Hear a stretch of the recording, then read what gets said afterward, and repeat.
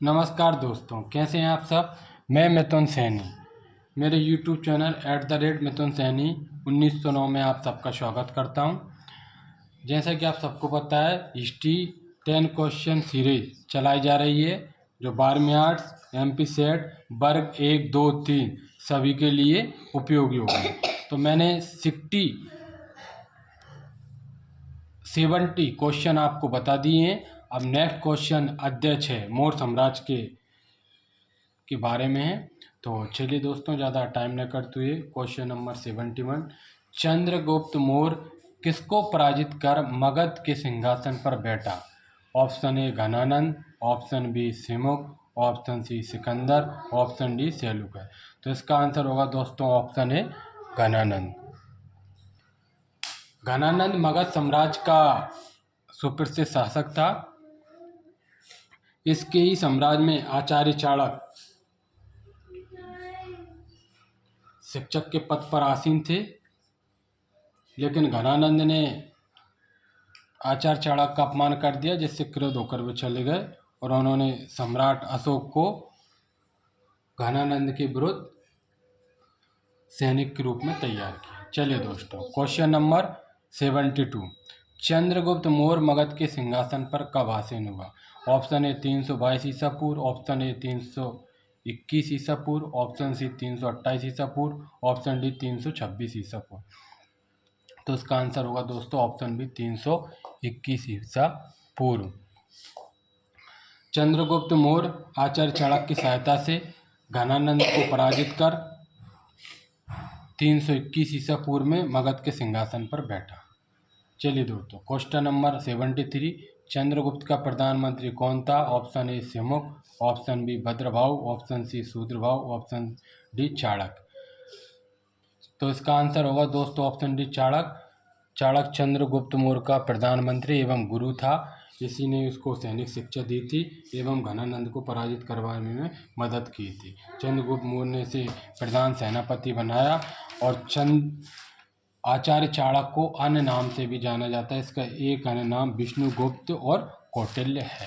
ये क्वेश्चन दोस्तों बार बार competition exam में पूछा जाता है। इसी के साथ एक और बता दूं मैं, आचार्य चाणक्य ने अर्थशास्त्र नामक ग्रंथ लिखा, जो आज भी प्रमाणिक माना जाता है एवं कई राजा महाराजाओं द्वारा एवं कई राजनीतिकारों द्वारा इस ग्रंथ को निरंतर पढ़ाया जाता है।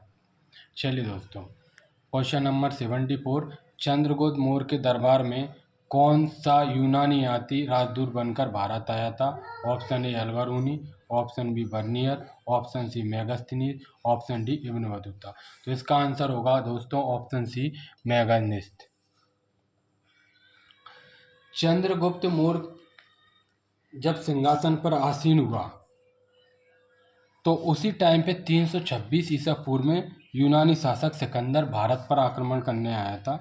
वो भारत में 3-4 साल रहा और पंजाब प्रांत के कुछ प्रदेश उसने जीते, जिन पे उसने अपने सेनापति सेल्यूकस को शासन दे दिया और 322 ईसा में वो वापस अपने देश लौट गया। सेल्यूकस प्रधानमंत्री बनते ही उसके दरबार में एक राजदूत था मेगानिस।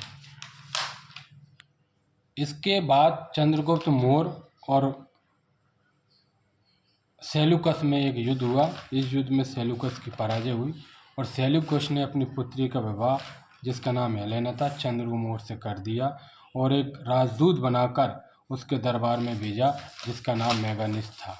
चलिए दोस्तों, ऑप्शन नंबर 75, चंद्रगुप्त मौर्य ने अपने जीवन के अंतिम समय में कौन सा धर्म स्वीकार किया।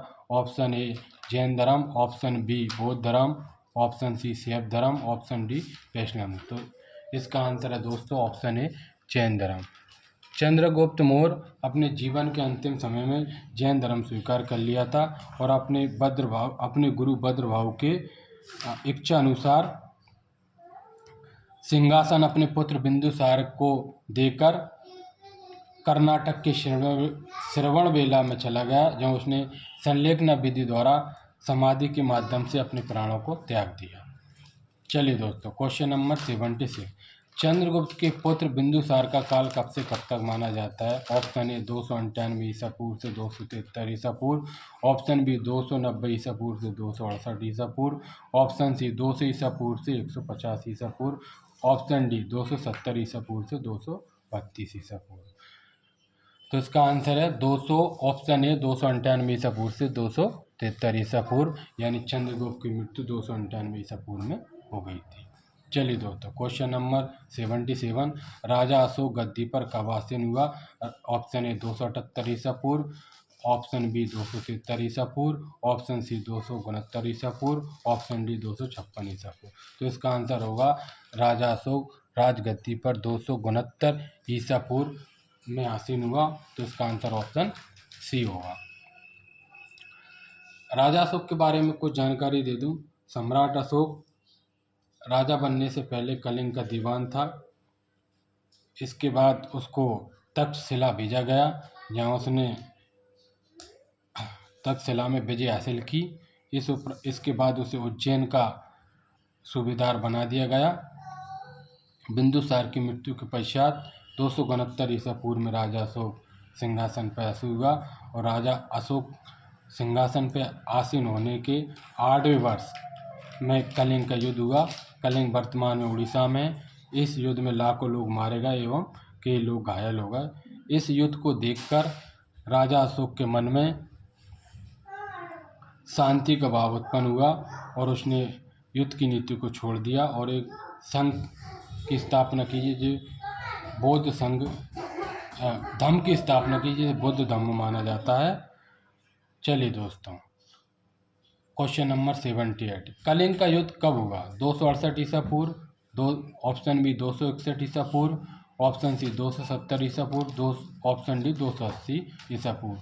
तो इसका आंसर होगा कलिंग का युद्ध 261 ईसा पूर्व हुआ था। इस युद्ध में उसने कई लोगों का नरसंहार हुआ था। इससे राजा अशोक ने शांति की नीति अपना ली थी और एक धम्म की स्थापना की थी। चलिए, क्वेश्चन नंबर 78, अशोक के कलिंग युद्ध का वर्णन उसके किस अभिलेख में मिलता है? ऑप्शन ए 14वें, ऑप्शन बी 13वें, ऑप्शन सी 15वें, ऑप्शन डी 16वें। तो इसका आंसर होगा दोस्तों ऑप्शन बी 13वें। अशोक ने 13 महाशिलालेख अभिलेख लिखवाए, जिसमें उसके जो कलिंग का युद्ध 261 ईसा पूर्व में हुआ था उसका वर्णन मिलता है। राजा अशोक ने जितनी भी शिलालेख लगवाया उसमें राज के नियम, राज के कर्मचारियों के कर्तव्य, राजा जनता के समान है, उनका पालन पोषण आदि नियमों का उसने इसमें वर्णन किया है। चलिए दोस्तों, ऑप्शन नंबर 79, अशोक ने बौद्ध धर्म के प्रचार के लिए अपने पुत्र पुत्री को कहाँ भेजा? ऑप्शन ए चीन, option B Japan, option C Sri Lanka, option D Nepal. Ashoka ने बुद्ध धर्म अपना लिया था। बुद्ध धर्म अपनाते ही उसने अपने पुत्र और पुत्र महेंद्र एवं पुत्री संघमित्रा को बौद्ध धर्म के प्रचार करने के लिए श्रीलंका भेजा था। तो इसका आंसर है ऑप्शन सी श्रीलंका। और बता दूं दोस्तों, उसने बौद्ध धर्म के प्रचार के लिए अपने पुत्र पुत्री के अलावा अनेक देशों में लोगों को बौद्ध धर्म का प्रचार करने के लिए भेजा था, जिससे बौद्ध धर्म कई देशों में आज आसीन हो गया है। तो चलिए दोस्तों, ये अशोक के बारे में जानकारी थी। क्वेश्चन नंबर 80 आज का अंतिम क्वेश्चन है, अशोक की मृत्यु कब हुई? ऑप्शन ए 232 ईसा पूर्व, ऑप्शन बी 235 ईसा पूर्व, ऑप्शन सी 238 ईसा पूर्व, ऑप्शन डी 240 ईसा पूर्व। तो इसका आंसर होगा ऑप्शन ए 232 ईसा पूर्व। तो ये थे दोस्तों आज मौर्य साम्राज्य के 10 इम्पोर्टेंट क्वेश्चन जो आपकी परीक्षाओं में काम आने वाले हैं। इन क्वेश्चनों को बार बार पढ़िए, अपनी नोट कॉपी में नोट करिए। आई होप आपको ये क्वेश्चन पसंद आए होंगे। ये मेरे चैनल को सब्सक्राइब करें एवं लाइक करें, शेयर करें, कमेंट करें। दोस्तों, ये कुछ पेज में मिस्टेक आ गई थी, ये पेज अपलोड नहीं हो पाया था। तो ये क्वेश्चन आप 76 से देख लीजिए। चंद्रगुप्त के पुत्र बिंदुसार का काल कब से कब तक माना जाता है? तो इसका आंसर है 298 ईसा पूर्व से 273 ईसा पूर्व। इसके बाद क्वेश्चन नंबर 77, राजा अशोक गद्दी पर कब आसीन हुआ? तो इसका आंसर ऑप्शन सी 269 ईसा पूर्व। क्वेश्चन नंबर 17, कलिंग का युद्ध कब हुआ? 261 ईसा पूर्व।